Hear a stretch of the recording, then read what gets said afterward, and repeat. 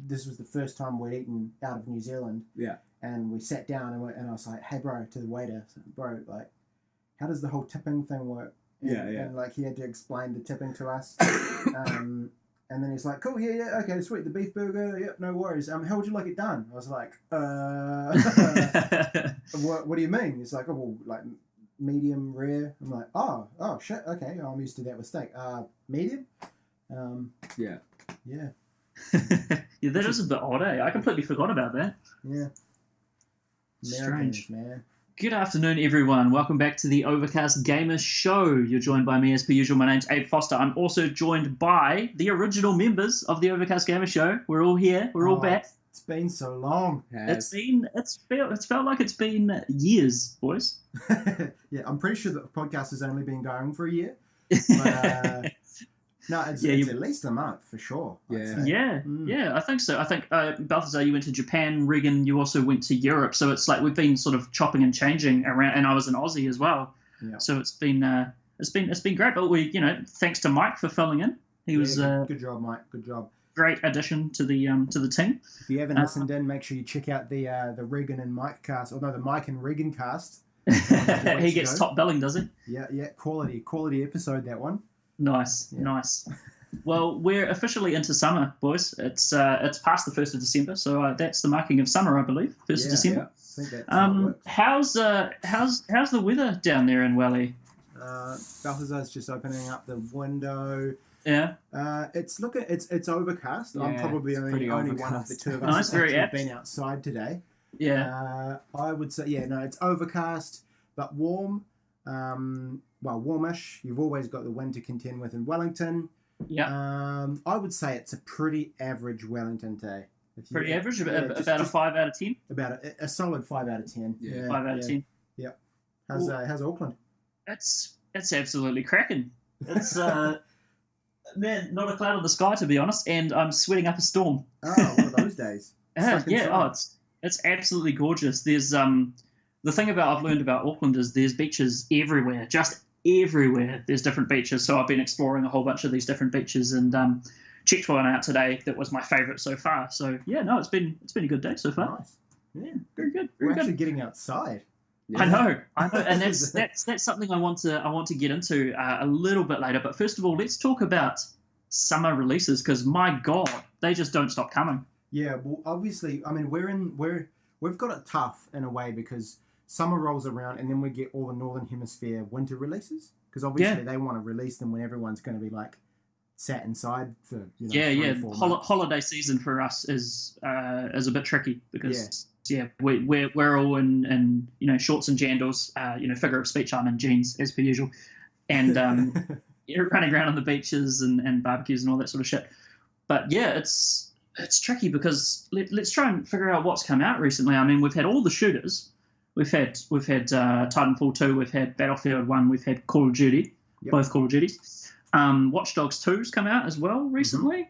Mm-hmm. What else are we? Well, the Pokemons. The 2 Pokemon games. Two Pokemon games. Which kind of covers off, I think, the ones that we've been across. Final Fantasy 15. Yeah. We've got The Last Guardian tomorrow, or the next day maybe. 6, I think, actually. Yep. So a couple of days. It's absolutely insane. I can't keep up with this shit. Yeah, I mean, it piles on the guilt, doesn't it? Because all these games come out and you're like, fuck, I really want to play them. And then you sit in your room and you look outside and go, I should be outside. I should be, See, the trick is, Reagan, just pull your curtains immediately so you never even know what it's like out there. Yeah. No guilt. That's what I've been doing so far. I only just opened my curtains now for your weather talk so I could actually see what the weather was. Yeah. So, Balthazar, you've been sleeping a lot, or not sleeping a lot, it looks like. Yeah, no, I haven't. I've adopted a new lifestyle, I suppose. I don't don't know. I was quite structured before. You know how it is when you're working 9 to 5, Monday to Friday. You try to have some sort of order to make sure you get enough sleep and everything, and you're eating right. And I decided to just throw it all out the window, basically, and say, fuck it. When I'm tired, I'll go to bed. Yeah. Fair enough. I'm not going to go to bed at 10 o'clock anymore to try to get 8 hours full work the next day. If I'm not tired till 2 o'clock, I won't go to bed till 2 o'clock. Yeah. If I'm tired the next day, then it'll correct itself because I'll go to bed earlier because I'm tired, kind of thing. I like the self-sustaining. Exact opposite of what doctors tell you to do. Yeah, and as it worked out, I ended up just, I never really got tired before midnight ever. So I've just ended up getting heaps more hours to do shit every day. And I haven't suffered from it because, I'm a bit tireder in the morning, a bit more tired when I get up, but by the time I actually start doing things in the day, I just fully wake up and then I'm good to go again. So well, all I have to say is welcome to my world. Yeah, that's pretty much. I don't go to bed generally before midnight. Most days on weekends, sometimes later than that. Usually later than that. Yeah, and it's great. You have loads of time, man. Yeah, you do. Wow. I don't know how you guys would do that. I honestly, if I don't get to bed at like 10:30 at the latest, the next day I'm just like I'm all over the show. 10:30, Reagan. Some of the best telly used to come on at 10:30. Yeah. Wow. I don't know, man. I don't know what it is, but I feel like I'm starting to get on in years. I'm starting to get a bit old. I think that, the bones started to creak. Yeah, time sneaks up on you, and I think this is all part of it. The ravages of age. Yeah, exactly. That's good to know, though. Maybe I should try that out. Start just staying up until whenever. Yeah. It does sound like a sort of a self-contained system you've got going on there, and I like the idea that it corrects itself the next day because you just crash out. What have you been doing with your extra time? Catching up on TV, movies, playing some games. Yeah.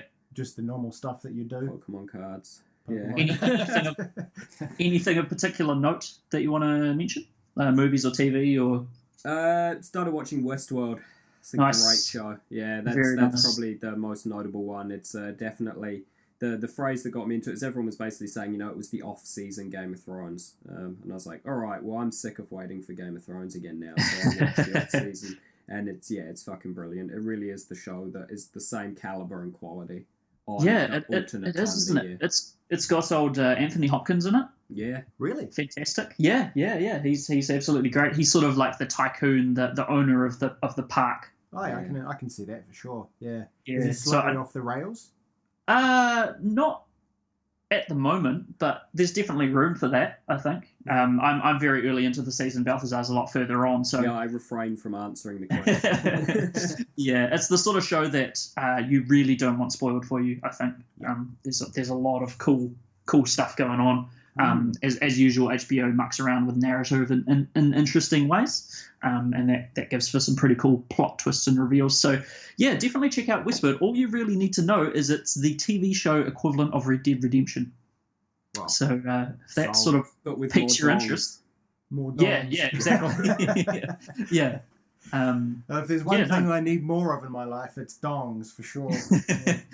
Hey, that's HBO, man. They're not allowed to show erect penises either because they're too threatening. Really? Is it? Yeah. That's the thing. It's, even with like a subscription-based service like HBO, which stays off the, I think it's the FCC, so they can't sort of, they're a regulatory committee that makes sure that offensive stuff or stuff that breaches the public good doesn't get on TV. But because HBO is a subscription service, like say Sky, they can pretty much do whatever they want. Erect penises all over the show. Well, HBO even still doesn't show erect penises. They just show flaccid penises because they're... The time will come.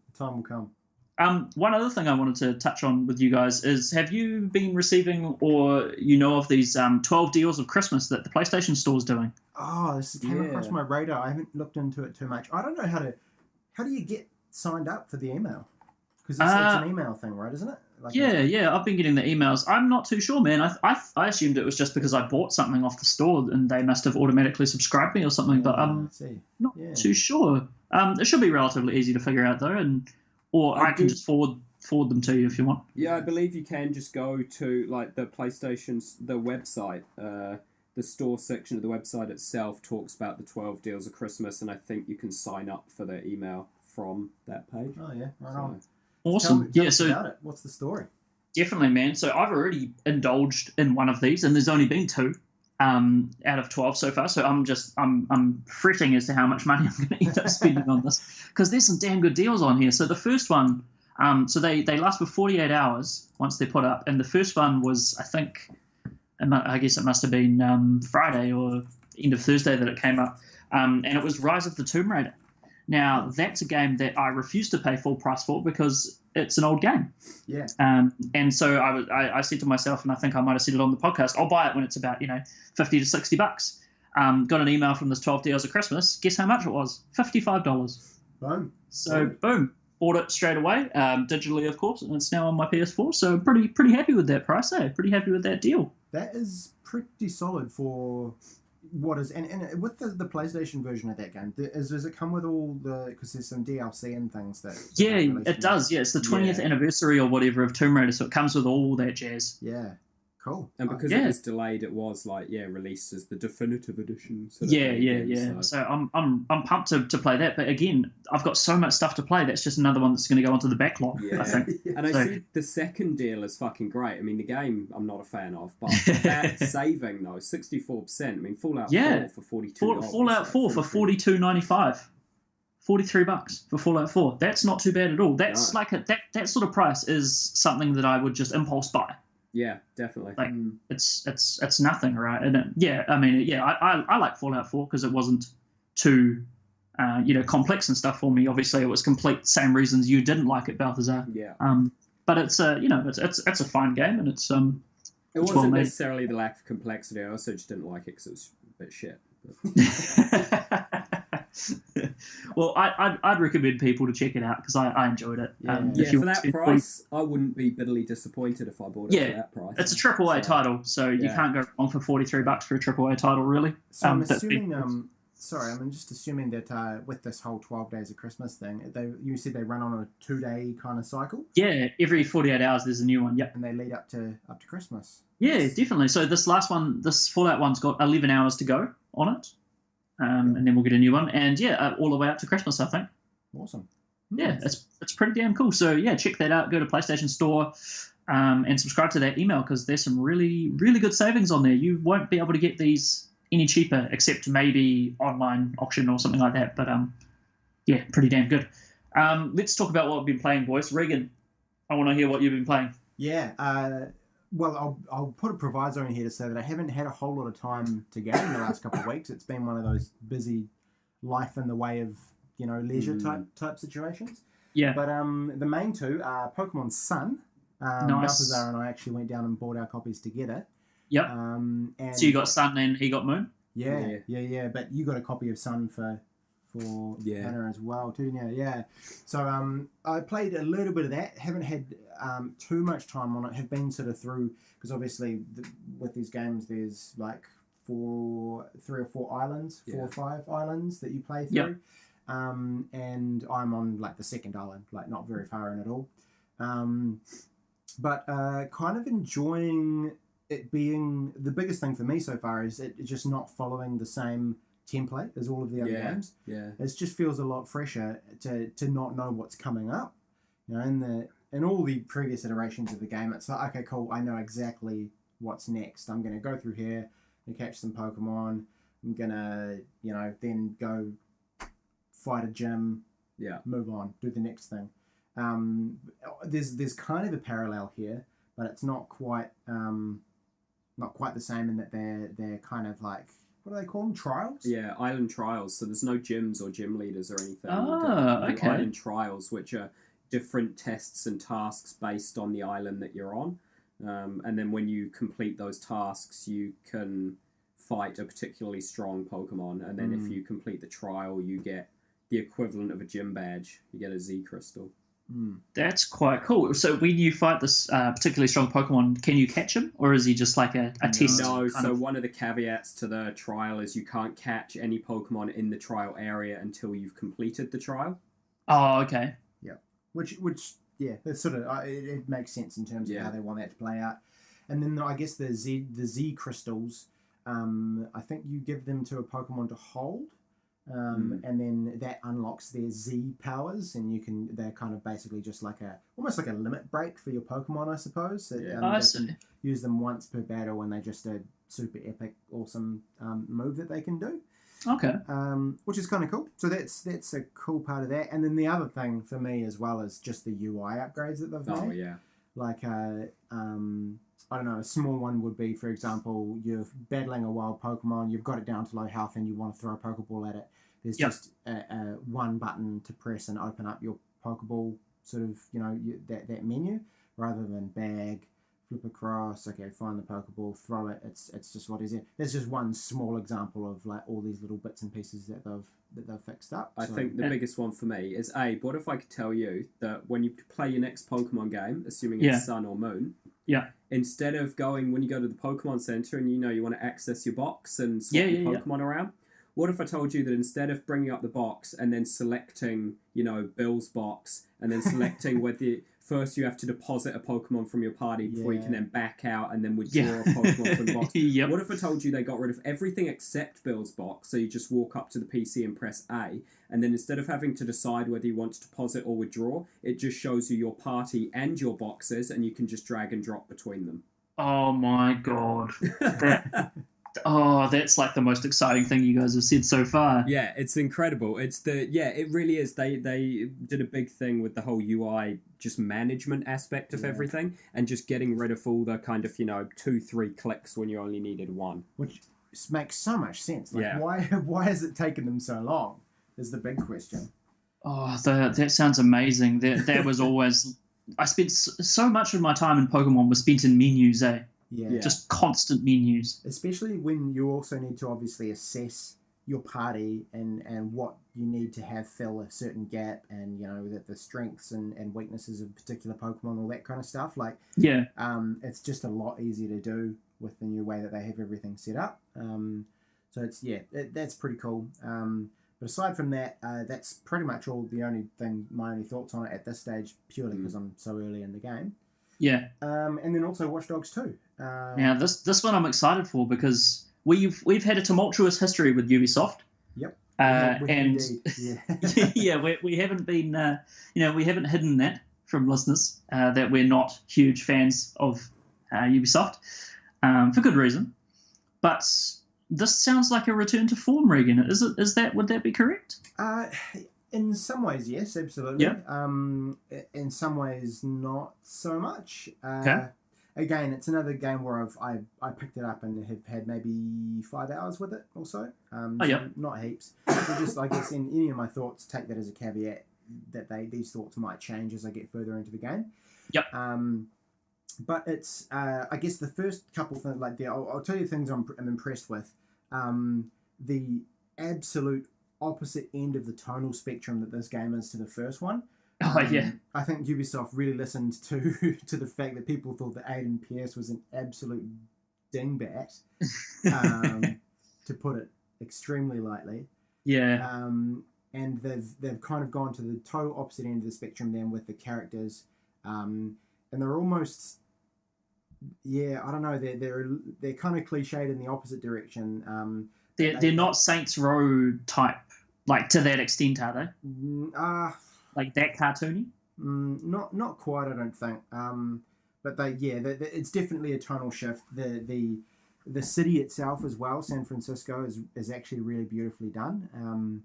I'm excited about that because I've been wanting to explore that city for ages. Yeah. I visited San Francisco earlier in the year in real life, and it was kind of cool just to be able to kind of travel around and go, I think I've been there. Like that sort of thing looks quite familiar.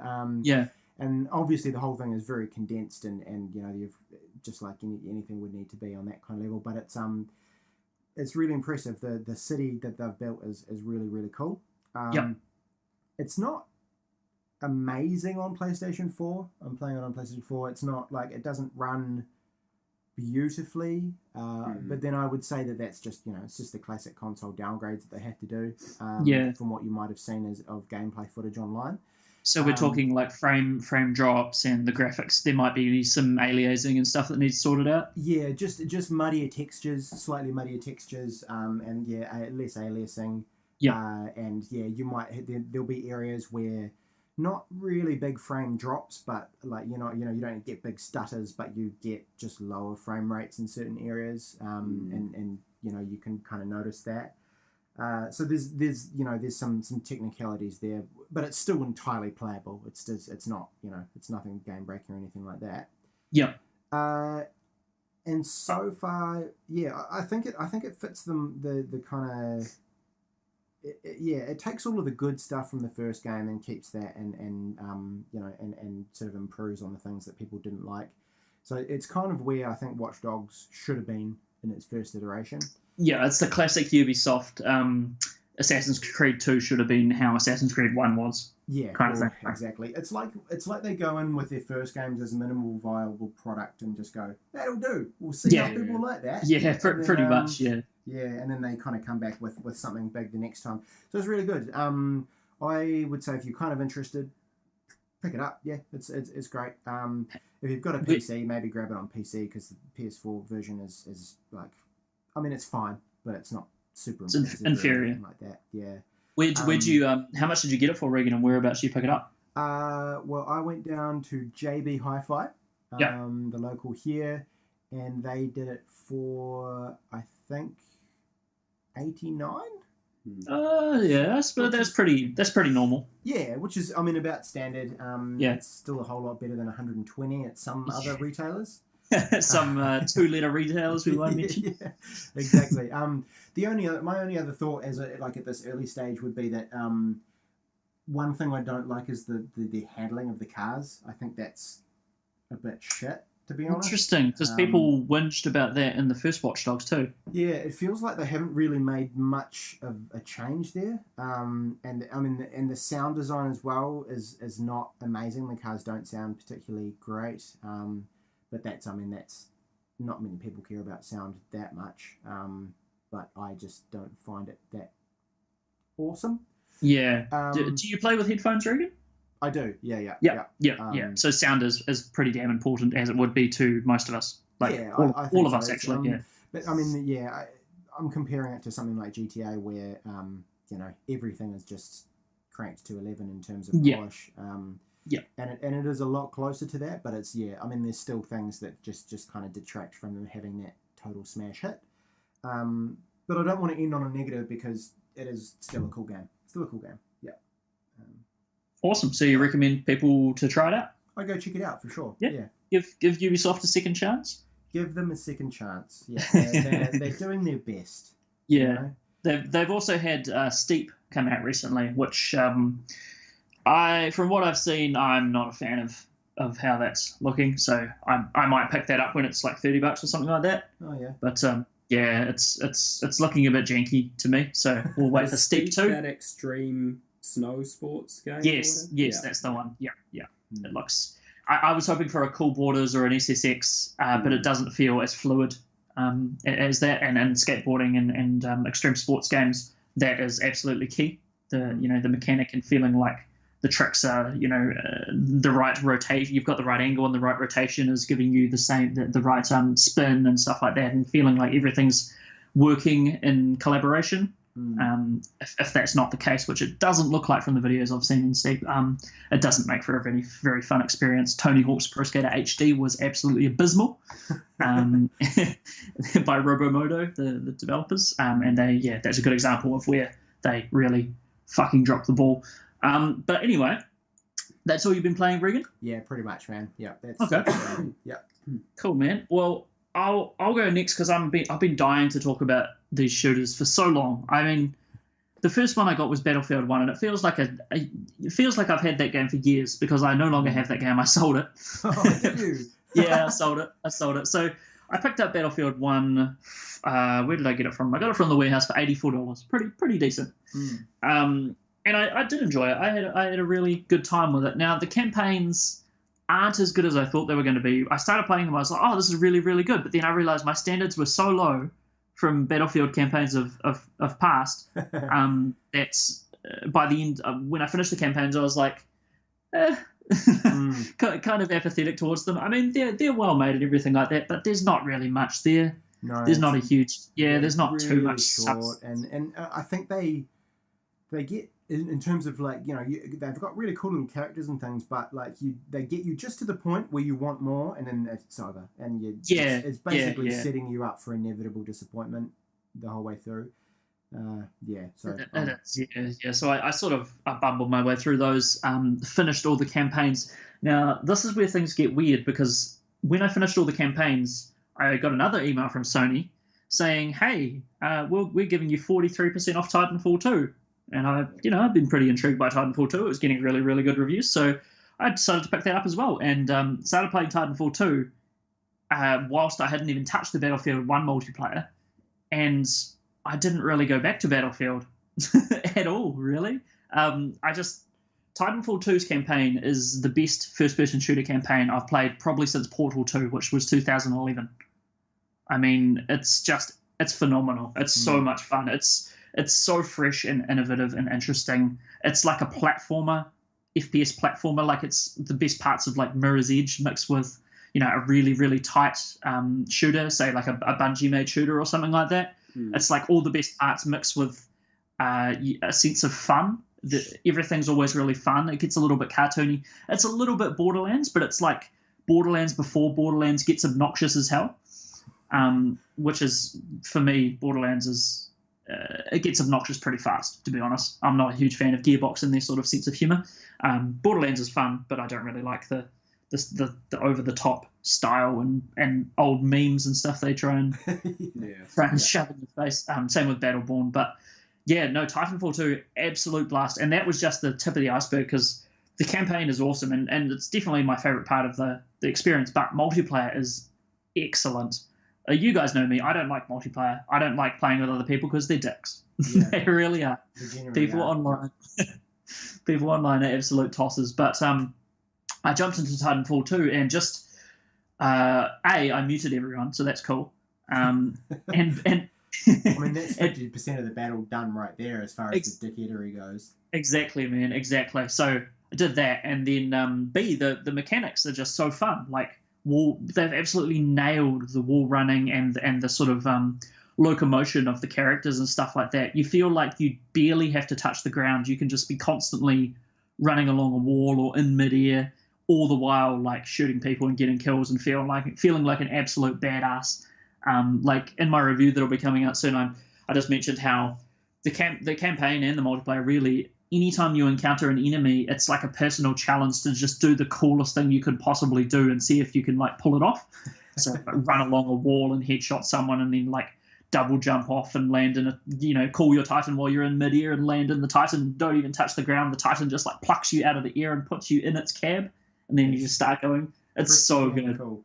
It's absolutely different kind of like in terms of multiplayer and things. Are there classes and all that sort of stuff? There is. So there's different from Titanfall 1, I believe. I haven't played a huge amount of that, but in Titanfall 2, you sort of get loadouts type thing with your Titans. Yeah. There's different classes of Titan. One's called the Ronin, which has the sword. The one from the trailer that has the sword and all that sort of stuff. So he's quite agile, and he can I think he can jet boost a little bit, sort of get off the ground. Most Titans actually stay on the ground. But some of them do have flight sort of cooldown boosts and things like that you can use. Mm-hmm. But they're all very different, and they all have very sort of different ways for you to approach battles, depending on which sort of parts you're using or which loadouts you're using, sort of thing. So it's always really cool, like that in combination with just how you decide to play, which for me is just running around as fast as I possibly can, grappling everywhere and trying not to touch the ground. It's sort of like that Floor is Lava game you used to play when you were a kid. Yeah. So, but in large mech. Yeah. Large mechs that can like turn people into red mist when you like punch. You punch a pilot. The pilots are the sort of that's who you are. You're running around, and they call those guys pilots. So there's pilots and Titans. And if you're in a Titan and you do like a melee attack at a pilot, they just explode and like jib everywhere, organs and stuff. It's so rewarding, such a nice feeling. But yeah, Titanfall 2 is phenomenal. I can't say enough good stuff about that game. The last one I want to talk about, which has arrived in the last 3 or 4 days, is Call of Duty, which I bought as well. Oh, I got that you've been one. on a big old shooter place. Oh man, it's been nothing but shooters. I'm getting used to just looking down crosshairs. So COD I bought from New Zealand Game Shop for they were doing a deal when Trump got elected. They did a deal. If you use the code Trump, you get 10% off. So I did that, and I got the Call of Duty Modern Warfare Remastered and Infinite Warfare for $99, which is pretty good considering the alternatives on PlayStation Store. It's about $157, and other retailers, it's no less than like $130, which is absolutely ludicrous. Yeah. Because as far as I could tell, the COD Remaster was a bonus for players, not something you actually had to pay for. Yeah. I agree, and I think that the pricing's a little bit of a kick in the crotch. It's Activision, man. Like you can't really do much about it, eh? It's a bit of a bummer, but it's cool. So I've been jumping into that. Haven't touched Infinite Warfare yet, although I've heard the campaign is actually quite good in that, surprisingly good. But I've just been playing the COD 4 remaster. Like I'm playing through the campaign at the moment, straight back into the old chestnut. One of my favorite games of all time, Call of Duty 4. So COD 4 remaster is just brilliant. It's just perfect. Like they've done everything right. It looks amazing. There's a few like weird physical glitches, but they probably existed in COD 4, to be honest, because it's 2007, so it's an old game. Yeah. And it's just got a lovely coat of paint. Everything looks nice. They've like streamlined all the menus and stuff like that. Matchmaking, I did a little bit of multiplayer. Matchmaking is almost instantaneous. It's fantastic. Like Raven Software did a bloody good job on that. I think that they redid the multiplayer side of things of it as well. Because it would have been really easy just to go, we'll just give them the single player campaign again. Yeah, I know. People would have been outraged because most people, that's what they wanted. That's what they know COD 4 from is the multiplayer, because it's so damn fun. I wanted the campaign because the campaign's amazing. But yeah, I think there would have been a riot if they just did the campaign. So they released all 10 multiplayer maps, and they're doing the last 6, I believe, for free before the year's out. So those will be as well. Yeah, so pretty good of them. Also mention Respawn, the Titanfall 2 devs are making all DLC all free, forever. So nice. Doing some generosity. CD Projekt Red there and giving away. It does feel a little bit like that, eh? Yeah, it's quite cool. I'm hoping that sort of mentality is bleeding into the industry a wee bit, and developers and publishers are realizing that people just won't stand for their their bullshit. Yeah. And selfishness. But that's been me, Balthazar. Go for it. Just before we take on, if someone was thinking, if they still hadn't bought one of these shooters, would Titanfall be your choice of the one to buy? Titanfall by far, man. Titanfall is we're not talking about game of the year quite yet, but it'll definitely be in the running. I can tell you that much. There you go. Yeah. Cool. Balthazar. What have I been playing? I won't really touch on Pokemon Moon because Reagan talked about Sun. They're essentially the same game with the different legendaries as usual. I don't know. It's a tough one. I'm a bit like you, actually. I've not played a whole lot, at least not that's interesting. I see a big stack of Pokemon cards there in front of you. Yeah, I was playing Pokemon cards. Video games. It's been a bit lower. I picked up and started playing World of Final Fantasy. Nice. That's a good game. I'm enjoying it. It's basically, if you're like me and you can't play Pokemon for long periods of time because the 3DS cramps up your hands because it's like, awkward size and button placement and everything for long periods of gaming. World of Final Fantasy is essentially a console version of Pokemon set in the Final Fantasy universe. So yeah, it's fun, but nothing about it feels original at all. The story is essentially a rehash of the 13 previous Final Fantasy games. Because it is like you go through those worlds and do points from those storylines to help out those characters. And the combat is you capture monsters from the Final Fantasy universe, like no shit, in holographic Pokeballs. Like it even does the whole shape 3 times to catch them. Yeah. Wow. And then you use them to fight. They have an interesting fighting mechanic, which is basically you stack your monsters on your head by size order. Hang on, what? yeah. So you can either fight. So you play as, you have 2 characters for starters, a brother and sister, and so they're always combatants. They always fight, and then they each have. You can send out up to 2 Fantasy Mon each.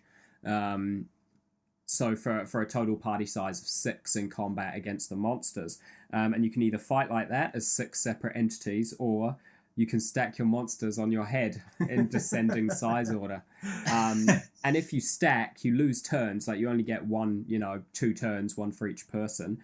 But you add the attack values, defense values, health, and everything, so that you're a much more formidable opponent. But then attacks have kind of topple value on them, so you can have weak, medium, or strong topple attacks. So if an enemy hits you with a strong topple attack, it can dislodge your monsters from on top of your head, and then they all fall off and you get stunned and like miss a turn kind of thing. I'm just thinking, like, how do they come up with these game mechanics? Fucking weird. Has anyone got any thoughts on this new game we're making? I've had a good one. Listen in. There's a good one. No. I've got a good one this time. So we stack them up on their head. We just stack them up. I would love to be a fly on the wall in an Eastern boardroom meeting for video games, because their minds just work in completely different ways, eh? Yeah, and then the other kind of twist on that as well is you can change between a full-size normal person and a chibi version of a person. And if you shrink down, you become smaller, so you can stack on monsters instead of them stacking on you. So Jeez. If you have, for example, like you have a behemoth or ifrit or something, they are the same size as a normal size person, so you couldn't have that in your part. You couldn't stack with that. But if you shrink to a chibi, you can then stack with it. It's weird. It's bizarre. It's fun. Weird. It's fun, but it's just really weird as well. That's the thing. I just like my game mechanics to make sense. And that just, I don't. What doesn't make sense about stacking and descending size order? No, it makes like sense in terms of size order and stuff. But why would you do that? Like, if let's say Pokemon was a real world thing, and I had a Charizard and a Squirtle and a Pikachu or whatever. What am I going to gain by stacking them up? Like, all right, they get each other's health.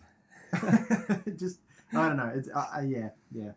Yeah, it's weird. It's really weird. Fun, but strange. And I've not played a whole lot of it. I've probably put about 5-6 hours into it. And it is one I intend to keep going back to and playing, but I've not been in much of a PlayStation gaming mood of late. To be honest, most of what I've been playing is Heroes of the Storm, which is just a free-to-play Blizzard game. It's kind of like League of Legends, but with Blizzard characters. So they use iconic characters from across Blizzard franchises. And I, as you guys know, quit League a while ago because I just got over it. And I actually only started playing Heroes of the Storm. Kyle and I started playing it because they had a promotion where if you play with a friend and play 15 games, you get a skin for Genji in Overwatch. So we jumped in and we were like, all right, let's play 15 games. And then after we played 15 games, we were like, this is actually a fun game. Yeah. So we kept playing it a bit. And I think it's because what it has different to League is, it feels like it has character variety. Like League, it's funny how that game probably has close to 150 characters in it now, whereas Heroes of the Storm probably has closer to like 40. So nowhere near as many, but I've already played like character types that feel completely different from anything in League of Legends. I'm like, how have they not done something like this yet? And it's because they just keep rehashing the same ideas. And B, there's different maps with different objectives. League is one map with one objective. And that's it. Every game is on that same map. And Heroes of the Storm has like 20 maps, and you don't get to choose. It just randomly picks one, you play on that, and each map has a different objective. So yeah, it just feels like it's got more variety, and it probably won't last long. I'm not, planning on continuing to play it for a long time, but after I was just, quite surprised that after my 15 games for my Genji skin, I kept playing. And we got the next tier award, which was like 30 games, which just unlocked a bunch of champions inside Heroes of the Storm. Is it a sweet skin? Yeah, it's a pretty sweet skin. It's definitely, I would say it's the best Genji skin, definitely. It's called Oni Genji, and he's got like a demon mask and black and red, and he looks cool. So you haven't been delving into Final Fantasy 15? No, so Hannah's been playing Final Fantasy 15, which is why I can't. We called dibs on releases for the year at the start of the year, so there's no arguing when the game comes out. We kind of evenly spread them out. Yep. And she called dibs on 15, so I was watching her play 15 bitterly, wanting to play it, and then she stopped playing it, and I swear she's played it for like maybe 5 hours. Wow. And that game was supposed to be, like her obsession when it came out. It's pretty much the first cutscene, right? Yeah. So I am just a bit like, why did I buy this game? I've been playing it. I'll play it. Give it to me. I'll play it. It looks good. A lot of fishing in it. Yeah. A lot of fishing. And cooking? Yeah. And photography. Oh, yeah. Prompto takes photos, and then when you camp out, he shows you all the photos he took. I love that. I've seen some of his photos, and some of them are terrible. Well, one of his skills is photography, I think. So the more you rest, the more photos he takes and stuff like that, he levels up his photography skill. Oh, that's kind of cool. I don't know I don't know how the game interprets what then means he takes better photos. Like, what does a better photo look like? I don't know. Not a tree in the way of what he was trying to take a photo of. Like taking National Geographic type photos of like the wildlife and like satellite shots of that would be a good use of it, really. Yeah, if you could make money off his like leveling up his skill, like he ended up taking really good photos and selling them to in-game magazines or something. Yeah. See, that's the kind of weird nonsense that makes me want to play this game. But yeah, I haven't seen a whole lot of it. A lot of goblins and spiders. Like, and they do jump scares. You know, they'll drop off the ceiling onto your head and stuff like that. Yeah. But yeah, no, it looks cool. There's a lot of stuff about that game at the same time that really irks me. And since I haven't played it, I won't really go into it because it may not irk me when I play the game. But just seeing things, I'm like, that really conflicts with core established things within the Final Fantasy universe that have been unchanged forever, sort of thing. And I'm not talking about the combat. I think it's great they changed that. Fucking turn-based sucks dick. It does. I think that, they've changed stuff with the actual lore and the universe history and stuff like that. That doesn't make sense to me why they've done it. And that just irks me because I'm like, well, just if you're going to change everything, just don't call it Final Fantasy 15. Call it Square's first new IP in 100 years. And release that. And people would still buy it because it looked good. The trailers and stuff for it were cool and the combat looked slick, so people would absolutely still buy it. It doesn't need the Final Fantasy name attached to it to get sales.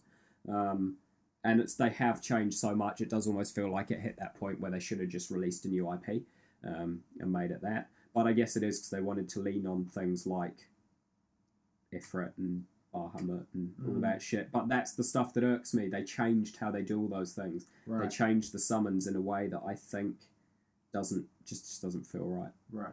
Yeah. But I haven't played it, so you know. It's all speculation. Sometime in the new year, maybe. Yeah. It'll be the same for me too. I think once I can get like a bit of time to sort out the games we're all in the same boat, man. Everyone's got too many games to play. Once I've got my backlog out of the way, we'll dive into that. I think. Yeah. Spend a few hundred hours of my life just sucked away into fishing. RPG. 100 hours fishing. Yeah, at least. And then I can take those fish and cook. Maybe the cooking guy could open his own restaurant. Yeah. The photographer could sell his in-game photos. Oh man, entrepreneurial. Now you got me. Yeah. Yeah. Final Fantasy entrepreneur. Restaurant tycoon. Love it. Make it, Square. Make it. Anyway, anything else, Balthazar? Nah, other than that, it's just my typical medley. You know, Overwatch, Final Fantasy 14. Been getting into carpentry in 14 though. Good fun. Carpentry. Making shit. Jesus and all that. Yeah. Very good. Yeah, no, it's been pretty bland. I've almost fallen now. It's just become completely set in my ways. I just have a rotation of games I play every fortnight, and that's it. Like, new releases don't even really sway me anymore. You know, like looking at stuff like, Last Guardian next week, I'll probably pick it up because it's a game that's been, 9 years in development or whatever, and it's something that everyone wanted when they first got their PS3 and stuff like that. You know, it's a PS3 launch title, for Pete's sake. Or like a, early wave of releases for the PS3. So I feel an obligation to pick it up for that reason, but it doesn't interest me anymore like it would have back then. Announcements of other games coming out potentially next year and stuff like that. I just don't get interested by them anymore. I don't know. You're jaded, man. I'm just set in my ways now. I'm like, I'll play more Pokemon, I'll play more Final Fantasy, and I'll play more Overwatch, and I'm done. Something has to be special, I think. Nothing's special anymore. Well, I agree. I mean, I guess Overwatch came out this year, so that's a complete lie, because that game was special for me. Something has to just really have something that immediately grabs me and has insane longevity for me to really give it the time of day anymore. That's fair enough. I was going to say, on the topic of Overwatch, let's talk about the Game Awards. Yeah. Because the Game Awards were quite recently, in the last 2 days, I think. And I don't know about you guys, but Reagan, I'm not sure you were too aware of them or have checked in on them, but I was pretty happy with the awards, to be honest. Like, pretty happy with what got what won and what got awarded. So let's go through a few of these and we'll just have a wee bit of a discussion. So Game of the Year, the big one, obviously. Me and Balthazar both predicted, and Reagan, I think you might have chimed in on that one. No, doesn't look like it. No. It was it was just me and Balthazar. So we both predicted Overwatch would get it, and surprise, surprise, Overwatch got it. Well deserved, of course. Great game. Game of the Year. Now we had other few. Best sound design went to Doom, which I was absolutely just so stoked about. Doom did have incredible sound design. Oh yes, winner and that game impressed me. Yep. Best music and sound design. They had a live performance of a couple of tracks from Doom and one song from Quake, a big medley, and it was absolutely fantastic. It's just that soundtrack is unbelievable. I can't get enough. I listen to that all the time. It's such good, like, get you up and pumped kind of music. So did they play like the metal soundtrack live? Like, yeah, was it they a metal did. Band or? No, it was the composer, who's an Australian guitarist. Mick Gordon, his name is. He came up and he played with a couple of other dudes. One guy called Sasha, who I'm not too sure who that was, but he was doing all the synthesizers and stuff. And a guy called Matt Halpern, who's the drummer from a band called Periphery, who I really like as well. So it was just 3 dudes, but they made a hell of a racket. It was great. It was fantastic. And I advise you to go check it out, Reagan. Go check it out on YouTube because it's a lot of fun. I've watched that clip a couple of times now. It's really, really good. That was probably the highlight of the Game Awards for me. But then a few other ones. Best Narrative was won by Uncharted 4, which was interesting. Me and Balthazar, you put Oxenfree, and I put Firewatch. I think I might have put Firewatch as well. Let's have a look here. You're right. You did put Firewatch, Reagan. Yeah. Yep. And I might have put Firewatch had I played it, but that's still one of those ones I haven't gotten around. Yeah, but no, none of us won. It was Uncharted 4. Now, Best Narrative, I'm not sure. I mean, it was a good story, but best of the Uncharted's? No, it's not the best of the Uncharted's. No. It certainly took a bit of a leap from previous Uncharted's. Like, it had more depth and things to it, and there were, the characters were a bit more developed and that sort of stuff. That's true. It was very cinematic. To be honest, that exact reason is why I didn't vote it. As you said, like, the big improvement on 4 from the previous games in terms of storytelling was character development. Yeah. But I distinctly separate that from narrative because it's not the narrative of the game. Sure. The narrative of the game isn't the relationship between, Nate and Sully and fucking can't remember his brother's name, Sam, that's not the narrative. The narrative is the plot. Yeah. So that's why I didn't vote it. I feel like that won the award for the wrong reason because the actual narrative of that game was not incredible. Yeah, But I agree. I don't argue with it because I, want Uncharted 4 to get recognition in the department of writing because it had good writing. But I feel the writing that was good wasn't the narrative; it was the character development. Yeah, I think maybe story direction might have been more appropriate term than narrative. The direction, what they wanted to achieve, where they wanted these people's arcs to be by the end of the story. Yeah. As opposed to just the narrative, which wasn't amazing kind of thing. It's still like a 9 out of 10 game for me, but I'm not sure about the story. Best art direction. Now, I was absolutely stoked. So Inside won this. Yes. Inside took out 2 awards. I'm just trying to see what the second one was. But Best Independent Game also won Best Indie Game, which is awesome. So that beat the likes of Stardew Valley, The Witness, Firewatch, and Hyperlight Drifter. Yeah. So Inside took that out as well, which I was absolutely stoked. And finally got to see someone from Playdead Studios. The elusive Playdead Studios. A dude from Copenhagen, a Danish guy, came up and accepted the award, and he was as sort of po-faced and emotionless as you would imagine someone who made Inside and Limbo would be. He dropped a few jokes that no one really knew were jokes. He said, come and work in sunny Copenhagen, which seemed to be a joke, but no one really knew it was. It was amazing. I was just so happy to finally see someone from Playdead, and they were exactly as I had imagined they would be. Oh yeah, I'm pretty stoked that they took out their award, because when I thought about art direction, I also, I suppose, in a way, lumped in kind of like animation and that kind of stuff in there, and the way that they use subtle animation in that game and how smooth it is and just gorgeous is definitely, man. Definitely noteworthy, eh? So I'd lump animation in there. Yeah, it's pretty much the same. They work in collaboration, how the thing looks and how it functions. That's all encompassing kind of award. But yeah, no, that's really cool. And then we also had best performance. Now this one, we're a little bit gutted with. I mean, not gutted because. So the winner was Nolan North. So, I mean, hasn't he got enough? Nolan North is the man, obviously. Nathan Drake from Uncharted 4. Troy Baker was also nominated as Sam Drake from Uncharted 4. But the other nominations were Rich Summer as Henry from Firewatch and Cissy Jones as Delilah from Firewatch, as well as Emily Rose from Uncharted 4, and she's Elena, and Alex Hernandez as Lincoln Clay from Mafia 3. Now, Firewatch has phenomenal voice acting. Yeah. That's absolutely blew me away, the voice acting in that game. Well, the voice acting in that game essentially carried the game. It definitely does. Absolutely. Yeah, the gameplay is pretty and, obviously there was technical issues, but those have all been fixed. But yeah, Nolan North, it's probably his last voice, game as Nathan Drake, which it's cool that he gets to go out with an award, but I don't know. I think Firewatch should have got it, to be honest. I agree. Yeah. Either Rich or Sissy from Firewatch. Well, I mean, Lincoln Clay from Mafia 3, the little bit that I watched, your Let's Plays, Reagan, fantastic as well. Yeah. Alex Hernandez. But I don't know. I guess Nolan North's all fine. He's a great dude. So not too many complaints there. Just I thought too much. He didn't. I'm sure he wasn't the one who chose who won. So no, definitely not. No.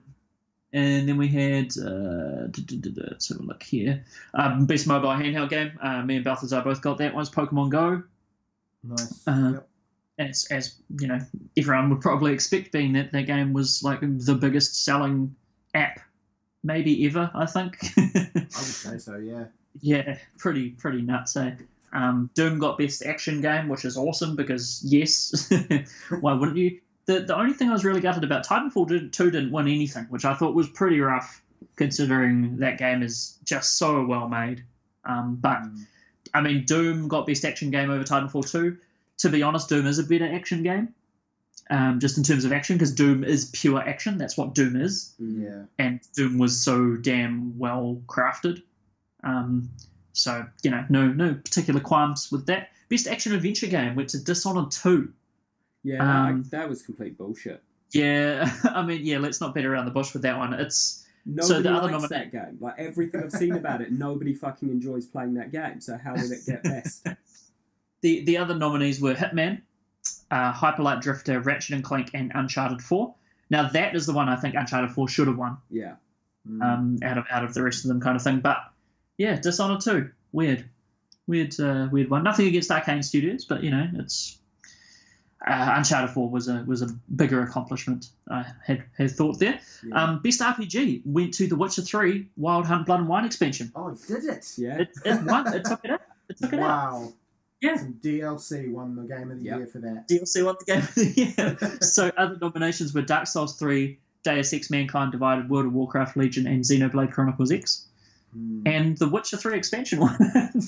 I've got, that category is an interesting category for me because as we already discussed when we noticed it was there, Xenoblade Chronicles X came out last year, not this year, so it shouldn't have even been in there. And B, Final Fantasy 15 was omitted when it did come out, so I'm wondering if next year's category is going to be fucked as well because they're going to put 15 in there as a next year release instead of this year. Because, I mean, again, haven't played it, but from what I've seen of it, I can already confirm it's fucking infinitely better than Mankind Divided.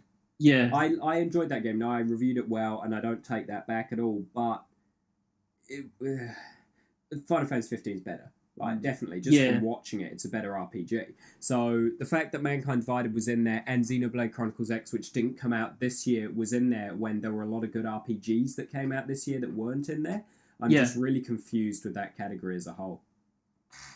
Yeah, it's a strange one. It's a really strange one. I'm not too sure what happened there, but I'm stoked that Blood and Wine won. Yeah. CD Projekt Red, I'm subscribed to their email list, and they sent out an email thanking everyone and saying how amazing it was that an expansion won the best RPG category. Yeah, I think they would probably be in the same position as everyone else, right? They'd be like, holy shit. Yeah, pretty much. Yeah. I think they were a bit taken aback by it, but awesome. They get more recognition. They can make cooler games. They get more funding from obviously they're self-funded, but them and GOG are the same company, and they can keep doing what they're doing. It's also one of those the results for that category is one where I hate. You recall you said, Abe, when we were picking our choices of who we thought would win, you said, remember guys, we're not voting for who we want to win, we're voting for who we think will take the award. Yeah. And I had to change my vote from which 3 Blood and Wine, because I was like, that's just who I want to win in the category. So I changed it to Dark Souls 3, because I was like, fucking everyone is obsessed with that game. It's got so much fucking media attention and fan base and everything, even though it's, not the best of the Dark Souls games. So I changed it to Dark Souls 3, being like, the fucking sheeple are all going to vote for Dark Souls 3, and that's going to win. And then Blood and Wine takes it. I'm like, what? You can't predict these fickle gamers, man. Yeah. Yeah, I just voted on that purely based on the amazing, everyone loves that expansion who's played it. Everyone. Yeah. Every single person would give it 9 or 10 out of 10. So, best fighting game, Street Fighter 5. Strategy game went to Civilization 6. Then we've got Pokemon Go Best Family Game. Now, interesting, Pokemon Sun and Moon weren't on here either. They would have... That's an RPG, right? You can't call that anything but an RPG. Well, I don't know. That could be the trouble is, they couldn't decide whether it was an RPG or not, so they didn't put it in there. But it wasn't in the handheld game category or the family game category, which it was better than nominations in both of those categories. So it is very interesting. Yeah, I'm not too... There's a few omissions. Watch Dogs 2 not nominated for anything either. I mean, that could just be a sign of it not being an amazing game, award-worthy game.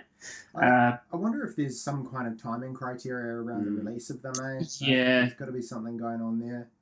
There probably is, because they have to put together all the graphics and the B-roll and stuff for the Game Awards, stuff to come up on screen when these things are announced and all that sort of stuff. So maybe they just didn't get in time, which is a bit of a shame. But best sports racing game went to Forza Horizon 3, which me and Balthazar both predicted correctly, because that game sounds amazing. Everyone was reviewing that really well.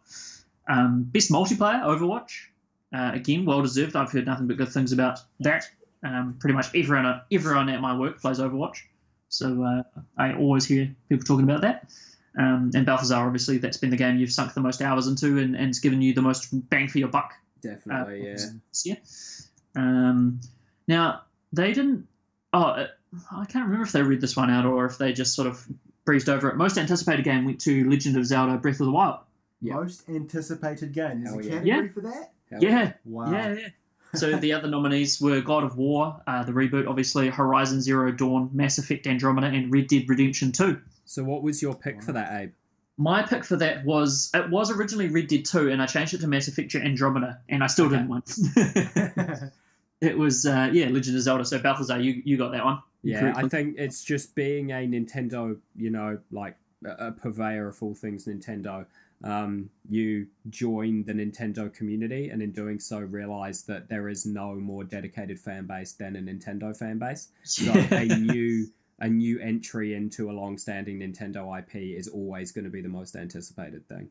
Yeah. I'm going to keep that in mind for future awards and and bets and things that we make like this. But here's the most interesting one that came out. So, best fan creation. Do you remember what you voted for on this one, Balthazar? I think I voted Pokemon Uranium. You did vote Pokemon Uranium, as did I. Now, it was pulled though, wasn't it? It was pulled. It was pulled from them. They didn't even read out this award at all. Like this one, I know guaranteed they didn't. Jeff Keighley didn't mention this at all. So, best fan creation is essentially, an IP made purely from the fans, or like yeah, essentially just could be a spin-off of an existing IP or just a new entry into the IP, just purely made by the fans. The nominees were Brutal Doom 64, which is a original Doom remake, which is really cool. Now, I don't know what this one is. Indorel, The Shards of Order. I'm not too sure what that is, unfortunately. But then we also had Pokemon Uranium and AM2R. Now, Pokemon Uranium was the fan-made Pokemon game that had been in the works for years and years and years and years and years. Came out this year and was pulled after less than a week, I believe, by Nintendo. There was a bit of an outrage because of that. 'Cause, obviously he'd been working on it for so long, and Nintendo Nintendo are notorious for doing this, right? They crack down on YouTube videos using their content. They give people strikes and things like that. So, bit rough. This and both AM2R, which is a Metroid fan game, so both Nintendo properties. So Nintendo not putting themselves in the best of light again. But yeah, unfortunately, Pokemon Uranium and AM2R were both removed from the category. Bit of a shame, isn't it? Bit of a shame. Yeah. I mean, that whole category obviously is all about giving some kudos to those people who put in so much time, especially for something that's like a solo effort. Yeah. And it's just, I mean, it screams corporate, corporate just being dicks, really. Yeah. It does. They're trying to squash the little guy. Essentially. I mean, I can understand why they do it. I don't think Pokemon Uranium or any of these were paid, like you had to pay for them. Yeah, I'm pretty sure. That's the thing. Like, I can't really understand why they do it, because it's not paid. You just download it for free, and essentially it's giving your IP more, more kind of exposure, I suppose. I guess you could make an argument that it could be potentially stealing part of their market, but I know I don't know the case for all of them, but I do know with the Pokemon one at least, it's because Pokemon is essentially, it's a really hotly contested IP. The Pokemon company obviously owns the majority of the stake, not even Nintendo. But Nintendo have a lot of stakes in the Pokemon company, and something came up a while ago. I don't rightly recall all the details, but essentially because of how old the IP is and the number of different parties that hold an almost equal share in it, every single instance of breach in IP needs to be immediately dealt with. And they need to chase it up and have it pulled, or all involved parties lose any claim to the IP. Oh, wow. Did not know about that. So Nintendo, with Pokemon especially, they will always be immediately on it and just crush it. Because if they don't, they lose any stake to the IP and a shitload of money. Yeah. Holy crap. That's fair. I'll give you that, Nintendo. I'll give you that one. But yeah, and the rest of the awards were just esports bollocks, so I won't even bother with that because no one really cares that much. But yeah, Overwatch won best esports game. Well, the rest of them are just esports team and esports player, which no one cares about. So yeah, overall, like pretty happy with the awards. I didn't think Inside would win anything. It won 2 awards. I didn't think I was hoping Doom would win, and Doom got 2 awards as well. So pretty damn great. Uncharted 4 got a couple. Again, the only disappointment for me is Firewatch not Firewatch. Titanfall 2 didn't get any recognition. And I didn't think anyone knew Fire Emblem Fates existed, and it got nominated for 2 awards. So. Yeah, it sure did. It got beaten by Pokemon Go. Yeah, in both. In both. A game that's as shallow as the shallow end of the pool. But, it's neither here nor there. But let's talk about one other thing in the news, guys, because we're running quite long today because we haven't been together for a while. No Man's Sky. Yes. No I added Man's this to the doc, actually. Is back. back. I think it's Reagan. fascinating. Anything that comes up to do with No Man's Sky, I think is fascinating. Purely Reagan, do you want to tell us what's happened with No Man's Sky? So there's been a large update, which is essentially, as you'll know, would be the first time we've really heard peep, aside from a bit of a scandal from Hello Games at all, since No Man's Sky released. And obviously the hubbub there, called the Foundation Update. Yep. Which is an interesting name. And essentially this adds some massive features to the game that weren't in the original game, but I suppose they had planned on having in the original. Features like base building. You can buy freighters, so you can purchase for large sums of money those massive airships. which obviously can be used to collect, resources and things. Yeah. You, I believe there is like a farming aspect to it as well, where you can set, maybe drones or something like that to farm resources in a certain area. Yeah, there's like pneumatic looking kind of drills and things that you can buy and put on big chunks of rock, and they just kind of like mine resources for you. Slowly chip away. A bunch of UI improvements, I think, as well. But a shitload of stuff. There's obviously lots more in there that I haven't mentioned. But I just kind of find it fascinating that they have actually done something. I could not have predicted that. I thought they were going to cut and run, and that was it. Yeah, same here. Like it restores a little bit of faith in Hello Games, I think, and I think I hope that it'll be a chance for them to break the radio silence and actually start having some communication with their, I say fans. That's not the right word, is it? No, their community, the people who invested in them. Exactly, yeah. And actually sort of start opening up and saying, hey, well, now that the game's out, now that all that malarkey's done, what do you guys want to see? What should we actually be making this game into? I think that's what astounds me about this particular update, is that clearly to add all these things to the game, they've sunk a lot of time and effort into developing them. Yeah. So why didn't they develop the things that people asked to be put in the game? Well, I think they did. I think apparently these things were things that people wanted. Everything I saw online was people saying, add all these monsters that we saw in the trailers, add all these different looking planets, add all the teleportation stones and things like that, add better space combat, add alliances that you can join, add the wars that you can participate in. And they're like, well, here's base building. Because it did so well in Fallout 4. Yeah.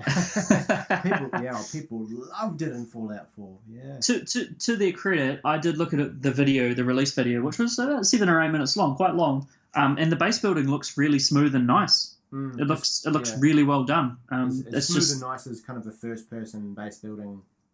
It reminded me of Halo Forge mode, like the most recent iteration, where you can click things together and it's really easy to build something quite cool.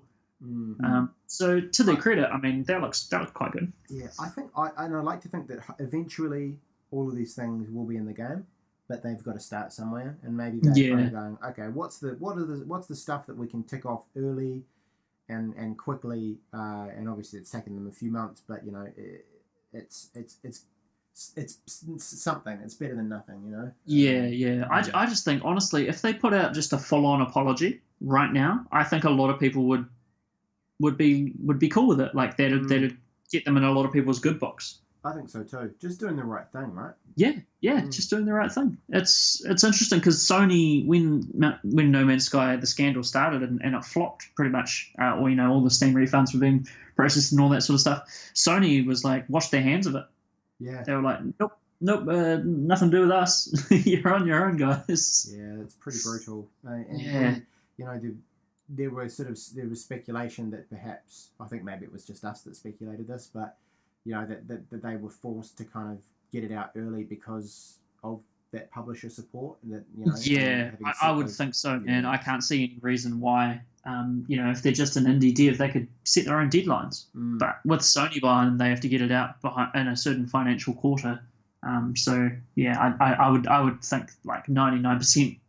That would be the reason, kind of thing. Would it be enough of an update to make you guys want to go back and check it out? Not at the moment, for sure, because I've got about 8 million games I need to play that I know actually work. But never say never. You never really played it though, did you, Balthazar?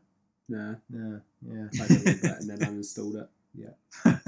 They need to give what they originally promised before I look at it again. I don't care. Like, base building and shit like that wasn't in the initial trailers and promises and everything, so that stuff doesn't interest me at all. Give me what you originally told me I'd get when I bought it. Yeah. I the thing about it is, it's like, oh, that sounds cool, like there's some new stuff in there to do, but at the end of the day, like, you might do that stuff, but there's still no carrot, there's no end. Like, for me, a game needs to have some kind of goal over and above all of those basic mechanics, and if I'm just going to be put in another galaxy, once I get to the center of that galaxy, that's that's not enough for me. It's still the same kind of shallow end result. So yeah, we shall see.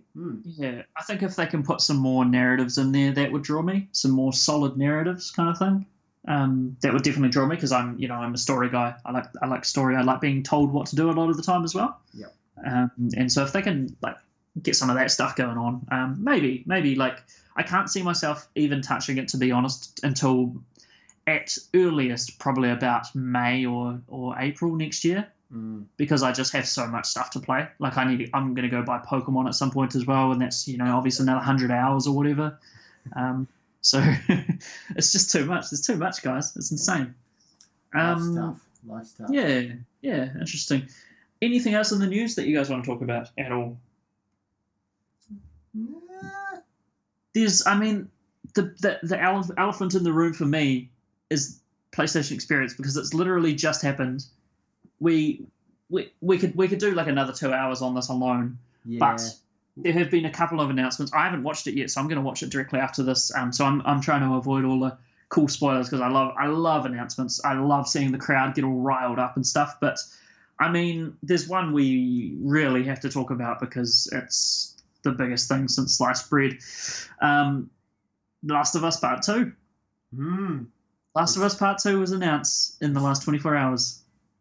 It's happening. It's a big deal. It's a huge deal. It's an amazing trailer. It's an absolutely just phenomenal trailer. I got chills. Did we? Because I haven't seen the trailer. Did we get any characters or anything like that, or any? Oh yes. Yeah. Oh yes. We get the characters. We get the two characters. Both are confirmed. Yeah. Both are still in it.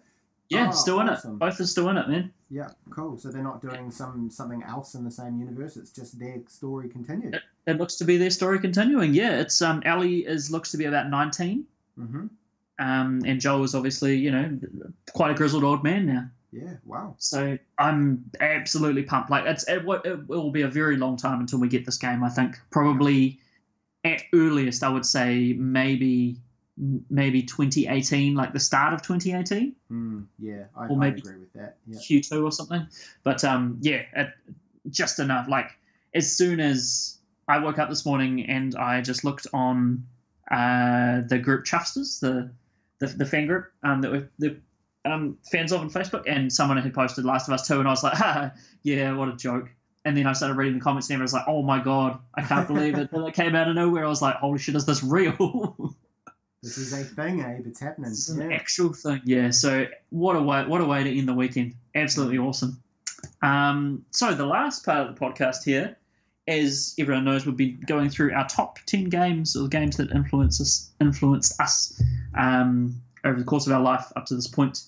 And it's my go this week. And the game I'm going to be talking about briefly is Grand Theft Auto San Andreas. Ah, nice. Yeah. So this is definitely a game that's had a huge impact on me. So I'm probably the whitest guy on the planet. Both in for sure. Yeah, apart, albinos excluded. Yeah. I love like old school gangster rap. I'm a huge fan of it. I follow NWA. I love all that I love all the rap beefs and things like that people get into. I find it really fascinating. Even more so as like an anthropological study kind of thing. I just love watching like two warring factions like scrap it out and how they resolve things and like that. So I've always loved like Tupac and Nas and all old school rappers, Biggie and stuff like that, Dr. Dre, and GTA San Andreas is set in the early 90s when all that shit was going down. Like that in Los Angeles was a war zone because there was the Rodney King beatings. The LAPD officers beat Rodney King and it all got captured on video, and that caused the massive LA riots. Yep. That's all incorporated into the story. The four main members of the sort of team, Carl Johnson, CJ is the main character you play as, but I didn't realize this till years after I played it, but they're all based off members of NWA. Like CJ is Dr. Dre. I don't know how I didn't see it, but he looks exactly like Dr. Dre. It's ridiculous. Huh. So that just makes me love it even more. And yeah, San Andreas was like, so there was so many improvements. San Andreas was GTA RPG. This is what started GTA RPG essentially. San Andreas, you could level up your running. You could go and eat burgers all day and get real fat if you wanted to. You could go down to the gym and work out and get real buff and boost those sort of stats. You could swim and get increased lung capacity. This was all coming from Vice City was the one before that, and you couldn't even swim. Yeah. You just drown immediately. Yeah. San Andreas was also the game that introduced me to how big games could be, the sense of scope and scale, because that game was enormous when it came out. I recall just being blown away. Like I think they touted it as like, it was the first one that was kind of where they tried to represent like a whole state. Yes. And I was just like, wait, how does that work? Like, are there multiple discs or like, am I, It's absolutely crazy because GTA 3 was obviously New York. They had the boroughs and everything like that. So Vice City was Miami. But San Andreas was Los Angeles, San Francisco, and Las Venturas, the stand-ins for Las Vegas, San Francisco, San Fierro, and what was the Los Angeles one called? Los Santos. So they modeled 3 very different cities and all the in-between countryside and stuff like that, which is my favorite part of any GTA game, is like getting lost in the wilderness at night, or climbing Mount Chiliad and driving a car off the top of it or something like that, and just being completely alone. And a tractor will come along the road and you hijack the tractor, and the character model who you like beat up looks like Gollum from Lord of the Rings. Low polygon counts. But just amazing. And it also kept all the like zaniness of GTA. This is where it got really. This is sort of when Saints Row came about, I think, was sort of around this era. 2004 was San Andreas, and San Andreas had, you're a hood rat, you're a gangster, but then you go and steal a jetpack from Area 51. You're flying around, and there's some aliens and stuff like that, and shit gets out of hand real fast. My memory of San Andreas was that ridiculously hard mission that you do on the roof of the RC shop in the second city. Yes. Where you've got to shoot down all the little flying planes. Yes. Man, that took me a long time to do that particular one. I remember that too, because the guy who voice acts Zero, who's the guy you're doing the mission for, who's Tobias Funke in Arrested Development, and David Cross is the actor's name, he constantly spouts the same lines of dialogue every single time you try that mission. So I had like those burned into my brain at the time, and I just was raging so much because it's so hard. It really is difficult. Yeah. The thing is, that's an adult game, and when that came out, I was 14. Reagan, you were probably 16? Yeah, around that. Yep. Yeah, so like we shouldn't have been playing that. No. And that's the reason we couldn't, because we didn't have the hand-eye coordination for that RC plane mission. It was tough work. But it was those kind of, that sort of variation and like, I want to call them quests or missions or whatever that really got me. And that whole game all the way through, there's some really cool stuff. And even just like right at the beginning, where you're just, the first thing you do is ride bikes with your mates through. Yeah, you ride BMXs through and that's sort of your introduction to Los Santos. Yeah, it's incredible. Yeah, that's fantastic. It just it sort of jives so well with the vibe of the early 90s like gangster culture and stuff like that. It's you get into like gang territory wars and things like that with them, and it's fantastic. And just constant gangster music, Radio Los Santos. It was just a dream, absolute dream. GTA 5 even, like when I played that, it doesn't match up to San Andreas, to be honest. It's really it sounds to me like it's the setting for you, isn't it? Yeah, it is, man. It is definitely. I think. I'm not sure what it was about GTA 5 that didn't click, but just something didn't quite click. And I think it was the fact, maybe if GTA 5 was just Franklin, I would have enjoyed it a lot more. But I wasn't a huge fan of Trevor, especially, and Michael's sort of storylines and stuff like that. But yeah, amazing game anyway. That's my second or third top 10. That's about us, I think, for this episode, guys. This has been a very, very long one. I'm not too sure how long we've been running. Probably about 2 hours, I would imagine. No, we're all good. I think we're about an hour and a half. We can trim that down, take out some of the faff. Good stuff. Should be good, yeah. Stuff. All right, sweet. Well, thanks for listening and tuning in as always. And we will be back. I think the next episode will be our very own Game of the Year awards. Yes. We'll sort something out for that and get ready for the. Have we got a name for it, you guys? The Overcasties, the Casties, whatever you want to call it. The Ovaries. That's still my vote. All right. The Ovaries. I like that one. All right. Well, yeah. Tune in next time for the Ovaries, and we'll see you guys again in a fortnight. All right. See you later.